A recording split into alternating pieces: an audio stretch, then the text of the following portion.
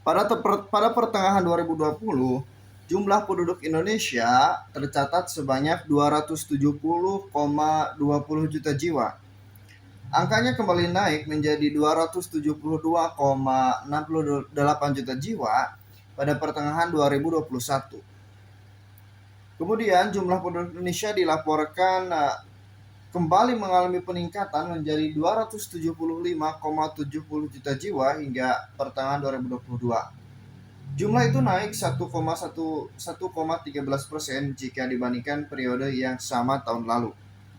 Maraknya pertambahan jumlah penduduk di tanah air lantaran angka kelahiran yang terus meningkat. Hal ini patut diwaspadai, sebab ledakan penduduk dapat berdampak pada tingginya tingkat kemiskinan hingga sulitnya memenuhi kebutuhan pangan nasional. Modal tersebut tentunya harus kita optimalkan agar potensi tersebut tidak hanya besar secara kuantitas saja, namun juga secara kualitas dan karakter individunya. Saya belum mempelajari ekonomi dengan begitu dalam, akan tetapi menurut saya sebenarnya tidak ada ledakan penduduk ya. Sebab saya yakin sekali menurut iman saya sebagai orang muslim bahwa Allah menciptakan manusia dengan kadar rezeki yang sudah ditetapkan begitu.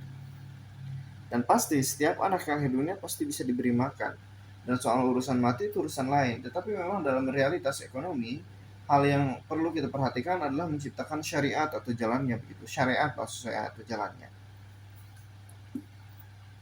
Jadi saya berhipotesis sekarang sebagai seorang mahasiswa ekonomi bahwa ledakan penduduk itu tidak ada.